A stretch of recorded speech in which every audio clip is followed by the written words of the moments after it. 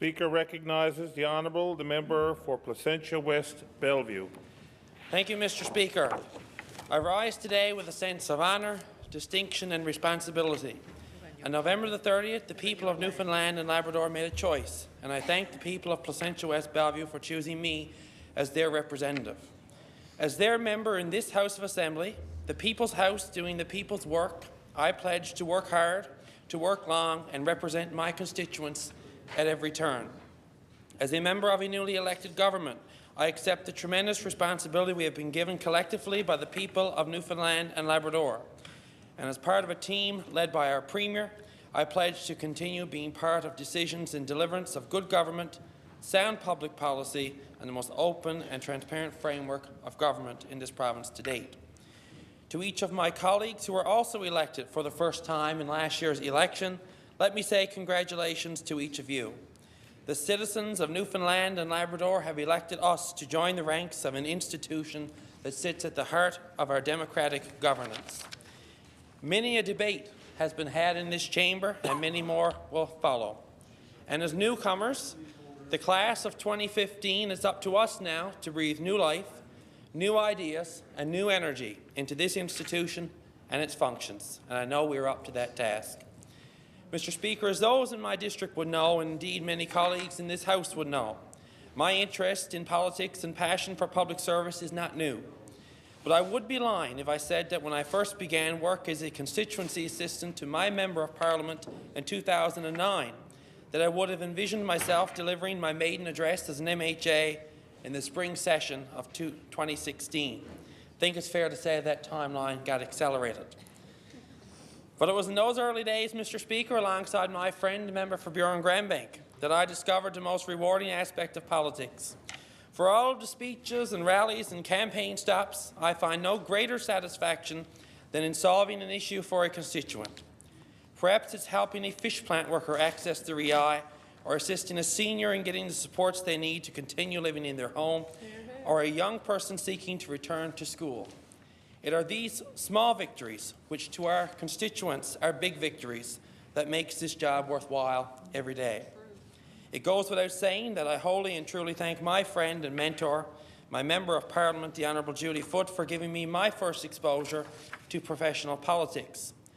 Though I was raised in a house where politics and current affairs were regularly discussed and debated, my work with her taught me to never forget who hired you and to always fight to the bitter end for your constituents. I also say thank you to my family, my parents, Jack and Teresa, and my sister Jacqueline, who is in China teaching. I come from Placentia Bay fishing families, but both of my parents were teachers who encouraged my sister and me to give back to our community and engage in public service. I think it's also fair to say they probably intended for that public service to be volunteering rather than running in politics. But they have been nothing but supportive of me in my campaign for 2 nominations and during the election, all of which combined spanned some 20 months. During this time, I knocked on every door, many twice. Daily, I encountered the generosity and kindness for which Newfoundlanders and Labradorians are renowned.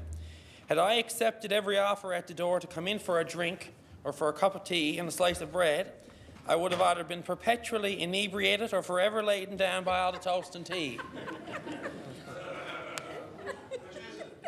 People were always understanding, despite their temptations, that I couldn't stay, and asked me to drop in any time after the election, and I will aim to do just that for that slice of toast and tea in the next 4 years. The fact that we knock on people's doors and ask for their support and then see them come through for you on Election Day is a remarkable exercise of our democracy, and I thank people for participating in it. The team around me were second to none. Led by one of my predecessors, former MHA Mary Hodder, our team extended from one end of the district to another, knocking on doors, doing phone calls, organizing the rallies, assembling and putting up over 1,300 signs. I thank Mary and all of my supporters for the late nights and die-hard commitment that each of them brought forward to my team.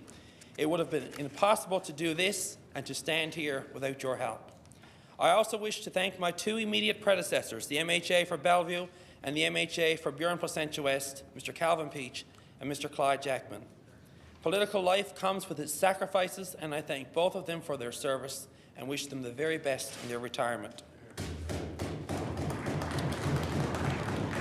Placentia, West-Bellevue, Mr. Speaker, though new in configuration, is steeped in history, unrivalled landscapes, major industry, and a people with a genuine and sincere kindness.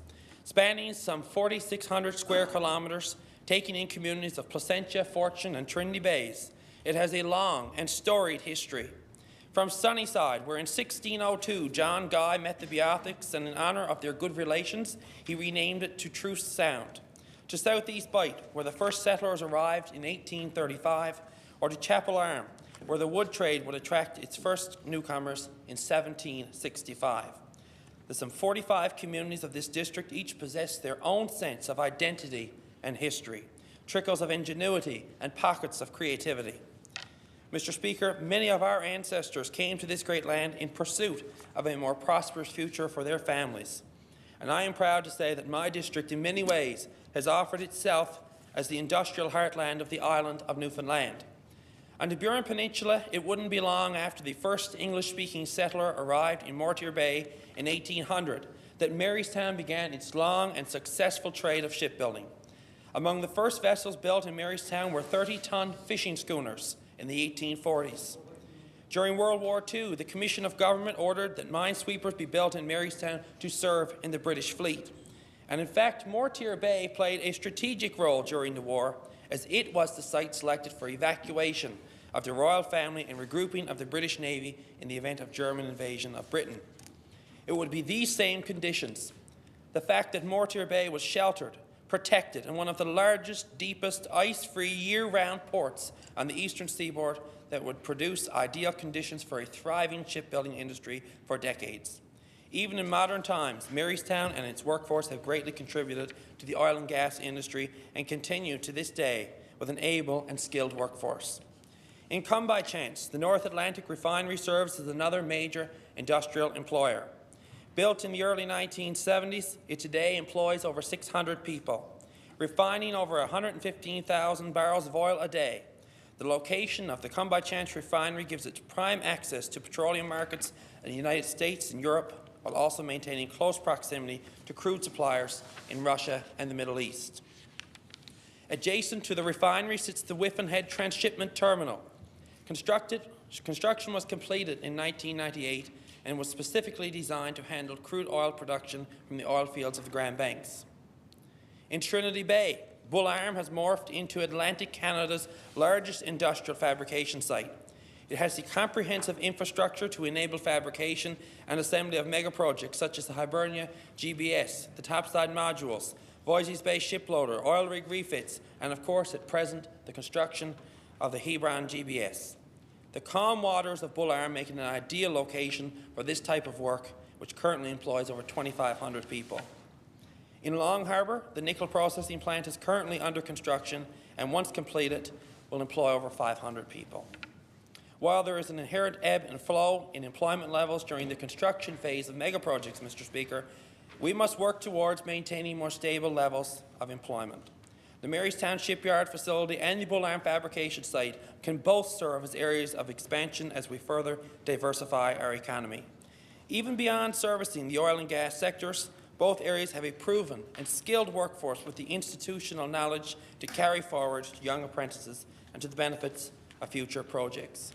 I will work with the site owners of both facilities, organised labour, our federal partners and community leaders to maintain and continue the level of prosperity beyond the current projects. Mr. Speaker, I chose to first highlight these major industries in my district to show members of this House that the area which I represent serves as a major hub of employment. In fact, as I mentioned, I liken it to be the industrial heartland of the island portion of Newfoundland. And I assure residents of my district that I will engage all levers of our government to assist and facilitate employment moving forward. And I am confident that my district, encompassing parts of the Browne and Avalon Peninsulas, can play a crucial and significant role in leading an economic resurgence. But, Mr. Speaker, to highlight these major industries and omit mention of other examples of thriving success would be a disservice to my district. As mentioned, we have parts of Placentia, Fortune and Trinity Bays where the fishery plays a significant role in our local economy. And without a strong fishery, a rejuvenated fishery, rural Newfoundland and Labrador will not flourish to its greatest potential. From the thriving fishing enterprises in Southern Harbour to the bustling lobster fishers of English Harbour East to the members of our shrimp fishery in Norman's Cove, Long Cove, our district is also home to the province's only cod processing plant, as well as the province's largest lobster company, both of which are based in Arnold's Cove. It is time for the fishery to be given a renewed focus, as it can play a crucial role in the future of our rural economic development and as a sustainable source of generating wealth with exponential opportunities for expansion if managed properly. This will take bold leadership and strong advocacy to Ottawa in concert with our federal members of Parliament and our provincial minister and premier. We will be tough and we will be strong, but we will work with our federal partners to enhance the standing of our fishery. Both of my grandfathers fished in Placentia Bay during hard times of the 1940s, 50s and 60s. Both raised large families, 13 children on my mother's side and 6 on my father's. The fishery, Mr. Speaker, is why we came here. It's why we settled. It's what has sustained us, and it is the reason why I am standing here on the floor of the House of Assembly today. I assure the people who voted for me that I will take every opportunity to fight for a fishery that is equitable to all sectors and to sustain a way of life in rural Newfoundland and Labrador. Tourism also plays an important role economically in my district. The pristine and magnetic beauty of colourful Swift Current, to the towering mountains of Terranceville, to the glacier-scorned landscapes of the Browne Peninsula. From the rugged cliffs of Chance Cove to the peace and isolation of communities like South East Bight, Petty Fort, Little Harbour East, Thornlea, Fairhaven. The district of Placentia West-Bellevue has something for everyone. We are uniquely positioned given our proximity to St. John's and the rest of the Avalon, but we are also the gateway to the Clarenville and Bonavista Peninsula areas, as well as central Newfoundland. The Browne Peninsula also has an advantage like nowhere else in North America, and that is the fact that you can see a foreign country from our shore. Yearly, thousands of tourists from all over the world flock to explore Saint-Pierre-et-Miquelon, and I am fortunate to have many of them travel through my district as well as the district of Burin-Grand Bank. I believe there is significant opportunity to grow and expand upon our tourism. I've highlighted many economic opportunities for growth in my district, Mr. Speaker, but with economic progress, sometimes social issues accompany it, and I will do my part in our government to address these issues. Whether it's creating affordable housing alternatives, legislating ways to curb illegal substance abuse, addressing means of improving mental health services, or advocating for ways to lessen impaired driving, I will work on all of these issues as well. I support using education as a means to lift people into the light, to enable them to pursue opportunities that would otherwise elude them.